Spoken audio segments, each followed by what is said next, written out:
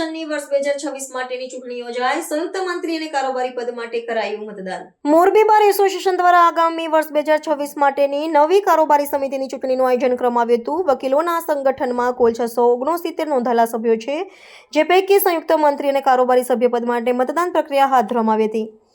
આ ચૂંટણીને લઈને કોર્ટ પરિસરમાં વકીલોનો મોટો જમાવડો જોવા મળ્યો હતો, જ્યાં શાંતિપૂર્ણ વાતાવરણમાં મતદાનની કામગીરી શરૂ કરવામાં આવી હતી।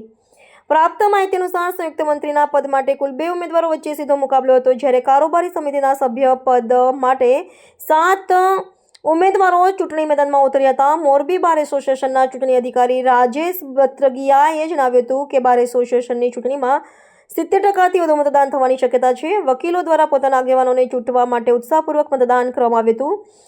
ચૂંટણી અધિકારી રાજેશ બત્રગિયાએ વધુમાં માહિતી આપતા જણાવ્યું હતું કે સભ્યોના મતાધિકારનો ઉપયોગ પૂર્ણ થયા બાદ મતગણતરીની પ્રક્રિયા શરૂ કરવામાં આવશે। મોરબીના વકીલ આલમમાં ચૂંટણીને લઈને ભારે ઉત્સુકતા જોવા મળી રહી છે, કારણ કે નવી ચૂંટાયેલી સમિતિ આગામી વર્ષ દરમિયાન વકીલોના હિત અને વ્યવસાયિક ગૌરવને લગતા નિર્ણયો લેશે। નમસ્કાર।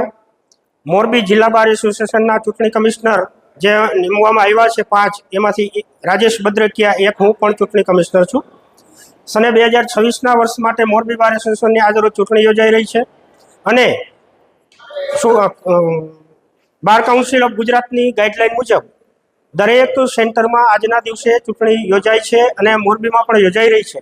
આજે મોરબીની અંદર જોઈન્ટ સેક્રેટરીના પદ માટે અને કારોબારીના 4 સભ્ય પદ માટે આજની ચૂંટણી યોજાઈ રહી છે। બાકીના જે હોદ્દાઓ છે, જેમ કે પ્રમુખ, ઉપપ્રમુખ, સેક્રેટરી, મહિલા અનામત, ટ્રેઝરર અને કારોબારીમાં એક મહિલા અનામત, આ રીતે કુલ અલગ અલગ જે કંઈ છે એમાં એક જ ફોર્મ આવતા તેમની ચૂંટણી યોજાઈ રહી નથી। આજે બપોર સુધીમાં 2 વાગ્યા સુધીમાં મોરબી બારમાં 70% જેવું મતદાન થાય એવી અમોને અપેક્ષા છે અને સાંજે 4 વાગ્યા સુધીમાં આજે પરિણામ પણ જાહેર થઈ જશે અને સારા વાતાવરણમાં ચૂંટણી યોજાઈ રહી છે। મોટાભાગે ઉત્સાહથી બધા વકીલો મતદાન કરી રહ્યા છે અને સાંજે પરિણામ પણ આવી જશે। ધન્યવાદ। ભારત માતાની જય।